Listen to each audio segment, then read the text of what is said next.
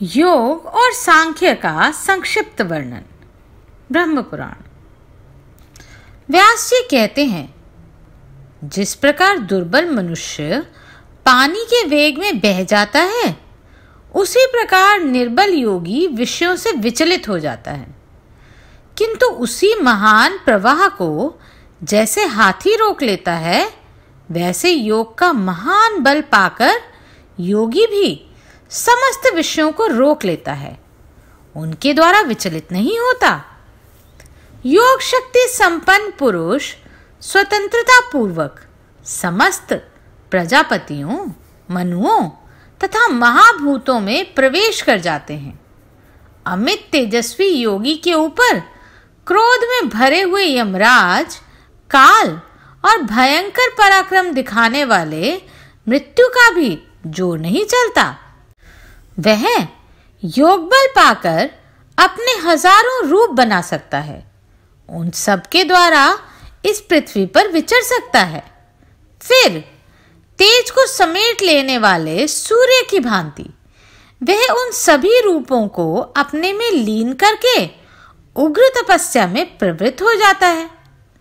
बलवान योगी बंधन तोड़ने में समर्थ होता है, उसमें अपने को मुक्त करने की पूर्ण शक्ति होती है। द्विजवरों, यह मैंने योग की स्थूल शक्तियां बताई हैं। अब दृष्टांत के लिए योग से प्राप्त होने वाली कुछ सूक्ष्म शक्तियों का वर्णन करूंगा तथा आत्म समाधि के लिए जो चित्त की धारणा की जाती है, उसके विषय में भी कुछ सूक्ष्म दृष्टांत बतलाऊंगा। जिस प्रकार सदा सावधान रहने वाला धनुर्धर वीर चित्त को एकाग्र करके प्रहार करने पर लक्ष्य को भेद देता है, उसी प्रकार जो योगी मन को परमात्मा के ध्यान में लगा देता है, वह निस्संदेह मोक्ष प्राप्त कर लेता है। जैसे सावधान मल्लाह समुद्र में पड़ी हुई नाव को शीघ्र ही किनारे लगा देता है, उसी प्रकार योग के अनुसार तत्व को जानने वाला पुरुष समाधि के द्वारा मन को परमात्मा में लगाकर देह का त्याग करने के अनंतर दुर्गम स्थान अर्थात परम धाम को प्राप्त होता है। जिस प्रकार सावधान सारथी अच्छे घोड़ों को रथ में जोतकर धनुर्धर श्रेष्ठ वीर को तुरंत अभीष्ट स्थान पर पहुंचा देता है, वैसे ही धारणाओं में चित्त को एकाग्र करने वाला योगी लक्ष्य की ओर छूटे हुए बाण की भांति शीघ्र परम पद को प्राप्त कर लेता है।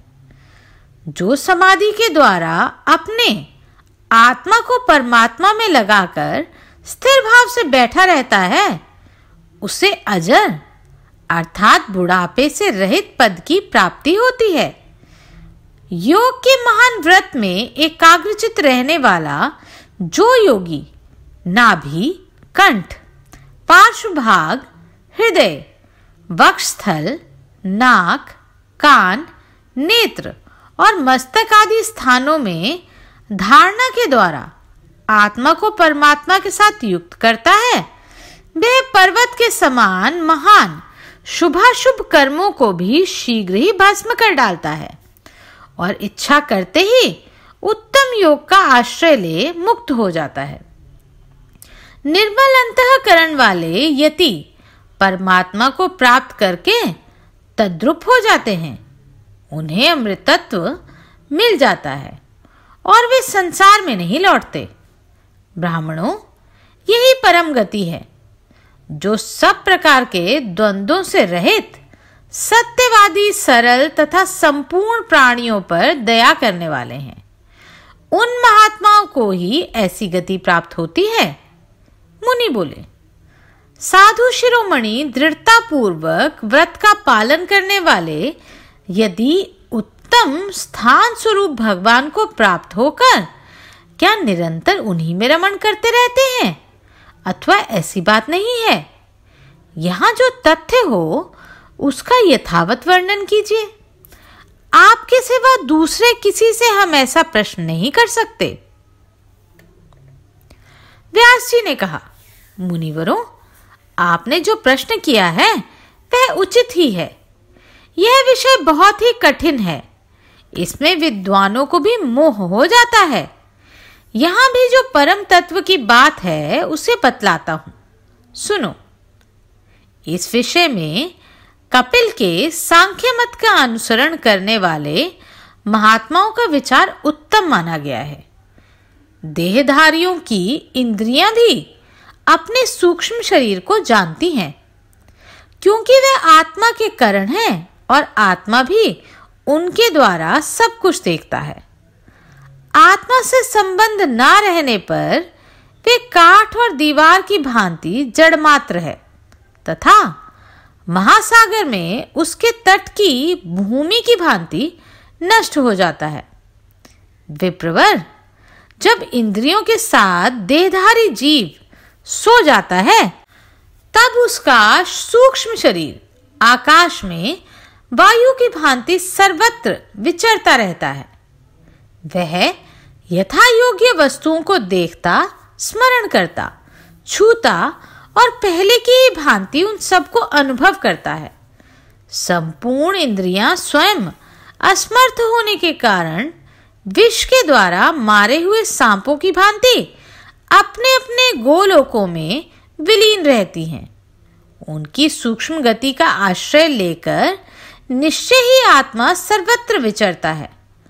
सत्व, रज, तम, बुद्धि, मन, आकाश, वायु, तेज, जल और पृथ्वी, इन सब के गुणों को व्याप्त करके क्षेत्रज्ञ आत्मा संपूर्ण क्षेत्रों में विचरण करता है। जैसे शिष्य महात्मा गुरु का अनुसरण करते हैं, उसी प्रकार इंद्रियां क्षेत्रज्ञ आत्मा का अनुसरण करती हैं।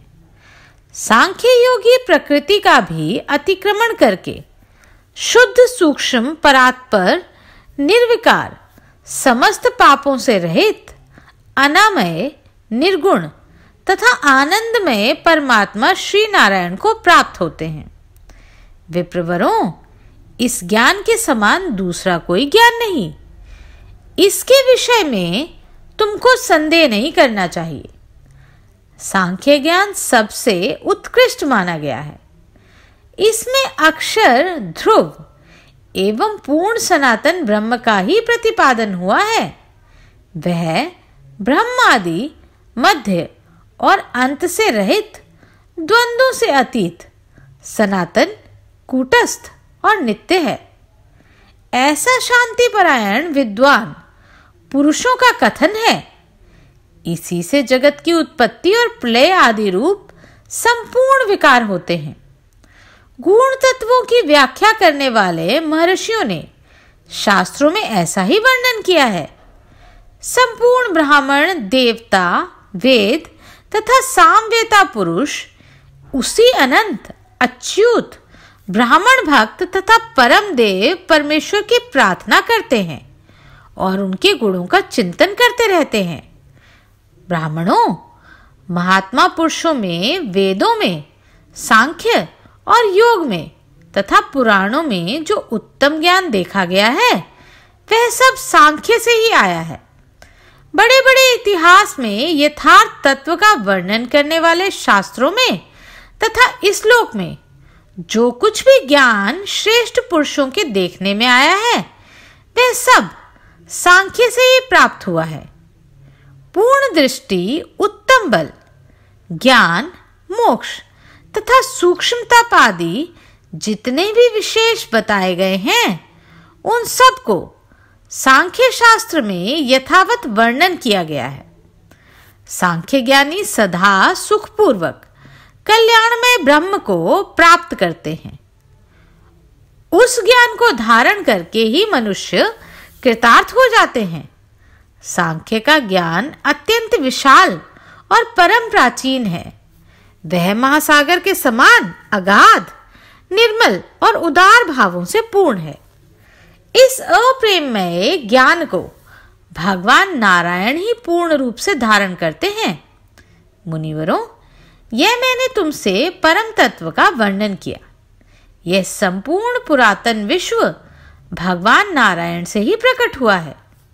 वे ही सृष्टि के समय संसार की सृष्टि और संहार काल में उसका संहार करते हैं।